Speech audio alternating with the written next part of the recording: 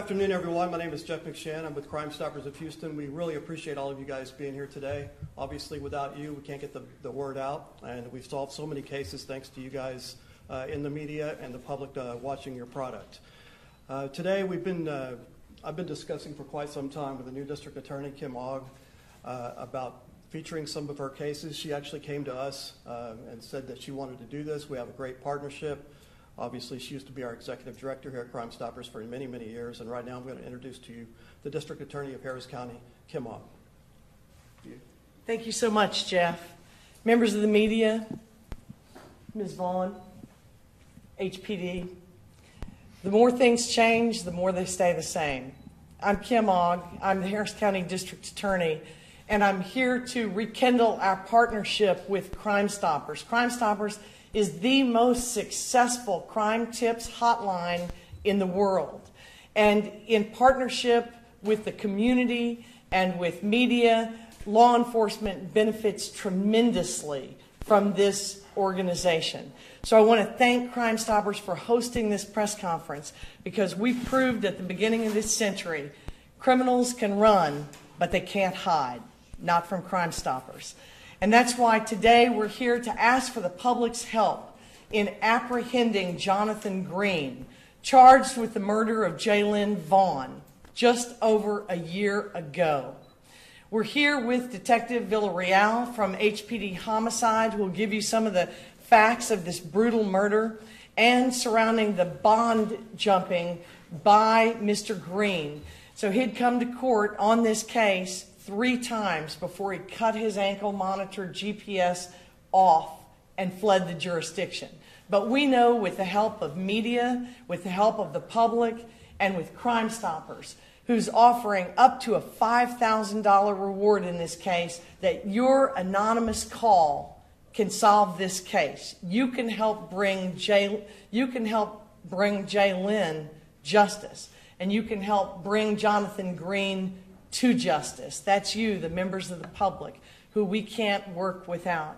So I just want to, again, thank Crime Stoppers. We want to extend our sincere condolences to Jaylyn's mother, to Liz Vaughn. We want to thank the Village of Mothers, who are an activist group on behalf of their children who were crime victims, who are helping others like Ms. Vaughn get justice through these partnerships.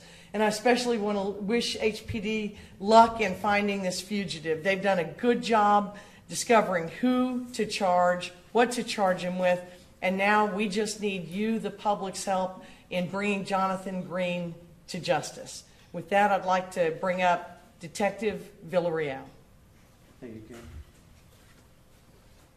Again, I'm Officer Detective John Villarreal of the Houston Police Department's Homicide Division. On March 21st, 2016, myself and another homicide detective was assigned to a homicide investigation that happened at 2525 Old Farm Road, apartment 1732.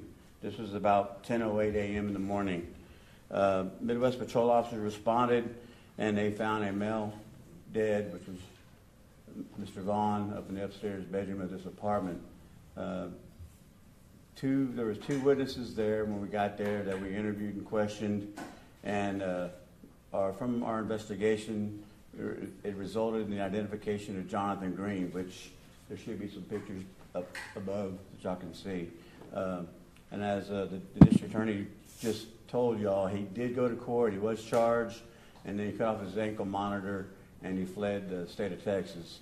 And we need the public's help. We need anyone that can come forward with information on this fugitive, because we want him back behind bars. Is there any other questions? Do you know, have you tracked him out of the state? Could we bring Ms. Vaughn up for just a minute? We'll do questions at the end. That'd be okay? That's fine. That's fine. Is that okay, media? Yes. Yes, absolutely. Come on up. Tell me your name and how to spell it, and then thank you so much for being here. Good afternoon. My name is Liz Vaughn Henderson, and it is spelled Lizvaughn Henderson, Henderson. First of all, I want to thank everybody here for being here today. I thank Crime Stoppers, I thank DA Ogg and Detective Villarreal and the rest of HPD, and of course you, the media, for allowing me to stand here and speak and to appeal to the public.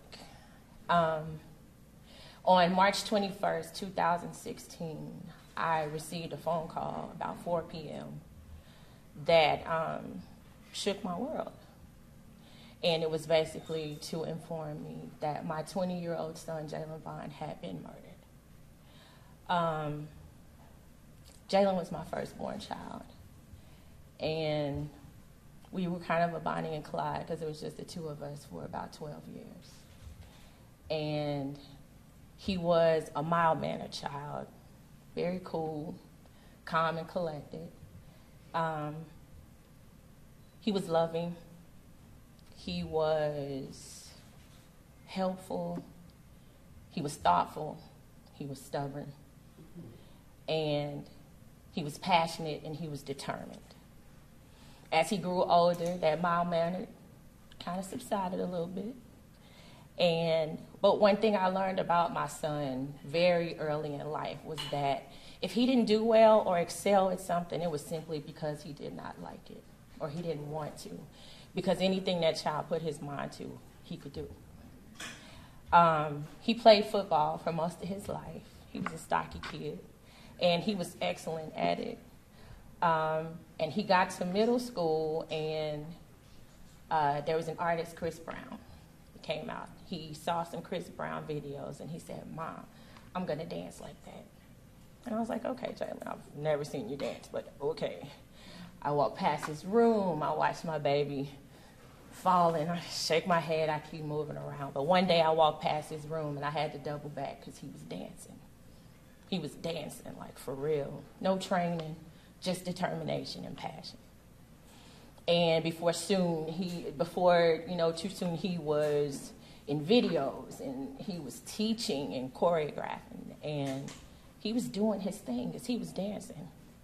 And that was that passion and that determination that I knew of my boy. Jalen had several friends that loved him and that knew of his thoughtfulness, and he was affirming. It was funny because he wasn't always able to affirm or see those things in himself, but he was always able to point it out in somebody else. I had several kids that come up and tell me how they pushed through school because of Jalen. They walked a little taller because of things that Jalen said to them. He was good like that. I want to appeal to you, the public, to bring Jonathan Green to justice. When he killed my son, he killed a part of me. He killed a piece of my family.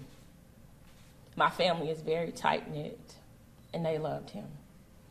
And my father is very, very, very upset, and he's ill, and it's becoming worse. And I believe it's because of his grief. So see, when you kill a child, you kill pieces of a family. You kill my baby's dreams. And I'm not okay with it. So today, once again, I say I stand before you to ask you to please, if you know anything about Jonathan Green's whereabouts, anything, it may not even be something that you believe is important, call. Please make the call. You will remain anonymous. We will keep you anonymous. But your gesture will clearly be heard loudly that justice will and can prevail over evil. I thank you very much for your time. We can take some questions now. HPD, do we, the information that we have, do you know what state he might be in or any information as to where he went to after he left? Very little information we have on him right now. We have our resources out there, trying to find out where his last places that he's been. So right now, currently, we have no current information. Does he have family here where he might revisit and come back occasionally? Yeah, he does. I believe he has a mother that lives somewhere close. But from our information, that he as soon as he took off that ankle monitor, he left Texas. Why do you think he left Texas? Can you go over the timeline of when he was in court and then when he cut off the ankle monitor? Did you have that? I don't have the specifics of that. I believe it was sometime in July or August that he cut the ankle monitor. I believe it was August. and we haven't been able to locate him since then. Better introduce yourself. Jennifer Merryweather, Jennifer, and then Merriwether, and I'm the assistant district attorney for the 351st that's handling the charges. Can you talk about how common this is? I mean, obviously it's a deterrent to ankle monitors, and when they cut it off, it defeats the purpose. But how often does it happen? Can you speak to that? I don't have specific statistics on how often it occurs. He did put up a $50,000 bond, but generally you only have to post 10% of that. The ankle monitor should keep most people where they need to be, but unfortunately it doesn't always work. And it is just a piece of plastic that they're cutting and away they go. So do we know what date was he due back in court to face these charges? I don't have the specific dates. I can get those and then provide those through a media release. And it probably take me about 30 minutes to get that information. You can call me and then you can call for all this. It's in August of 2016, we know that. Yes. One more question. Do we know what what bonds company got? I'm definitely sure they're probably looking for him too. Do we Right. know who bonded? The bond company would be pretty active in looking for him as well because they're on the hook for the full amount. I don't know which specific bond company it is, but we could also get that information as well. Can you talk in regards to, I know people at home are going to be asking, why only $50,000? I know you weren't necessarily there in the courtroom at the time, but can you shed some light to that? As Yeah, I would many like people to are answer gonna that. Yeah, ask that deflect on that It's one. okay. As you know, the bail schedule is the subject of a lawsuit right now. And there's some groups who think that it's unconstitutional when it comes to misdemeanor offenders. The downside for violent criminals is that the bond schedule is really very low for violent and for high-risk offenders like Jonathan Green. And while $50,000 was the bond schedule recommendation, it's pretty clear he made that bond, and he made it easily, and now he's cut his ankle monitor off, and he was able to thwart it. So in modifying the bail schedule, while most of the news has been about giving pretrial bonds to misdemeanor defendants who are nonviolent, this is the other half of the equation. We're seeking regularly now, based upon the evidence in cases, higher bonds than suggested by the bail schedule because we felt like $50,000 was generally too little in a homicide. And that's something that you're really working to counteract right now. Yes, I mean, we've filed amicus briefs in the lawsuit on behalf of the misdemeanor nonviolent plaintiffs, but we've had a all-prosecutor meeting about basing our bond recommendations on evidence. And in murders, there's always aggravating circumstances. And so our prosecutors are now asking for higher than simply what the bail schedule suggests. Any other questions? Who are these young men? Yes. Are Got to here. step up to the This microphone. is, sorry. Sorry. This is my great nephew, Kahim, and this is my great nephew, Corey. This is my niece, Valencia. This is my husband, Antonio. And these are two of Jalen's best friends. This is Derek, and this is one of the twins, either Isaac or Isaiah. Okay, this is Isaiah. Detective, I did have a question for you. Any word on a motive or anything like that? Really, I don't believe we ever have an actual. We have several actually, but I mean, not one particular one at this time. Did they know each other before? Can you talk about that? Yeah, I think they did know each other. Yes.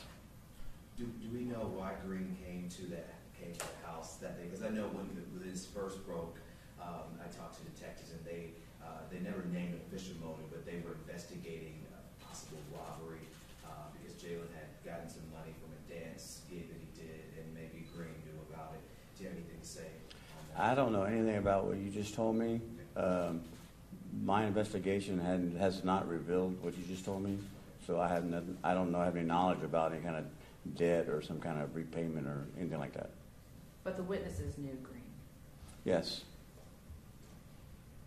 And that wasn't official. That was at the time. That was one of the things that they were looking into. Right. Yeah. Well, when you initially get to a scene, there's so much speculation.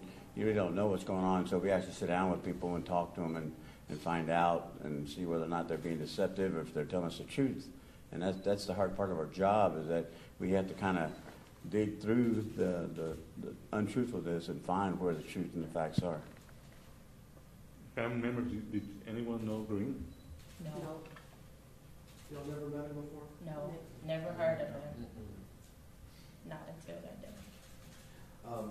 One other question, could you sort of make it as clear as you can as far as the investigative point, how Green got into the house? Was he, how do we explain that, Kicking the door. Well, as I just said earlier, the individuals who are in the house with them, they all know each other. Okay, so there's a possibility that the door is left unlocked, or it might not have been. But like I said, the main thing is that all three people that were in the house, they knew each other, and so sometimes people forget to leave the door unlocked. Was the people inside the house when it happened? Those two of the people that were living with No, these individuals or witnesses were inside the house when it happened. Oh, so- All right, thank you very much. Again, I have these photos on my computer if you want to get them. We will email them to you, and there's two great pictures of Jalen back here, and of course you have this photo as well. And feel free to introduce yourself to the family if you'd like to. Is your husband is the father also of Jalen? No, it's not stepfather. Thank you all so much. Thank you.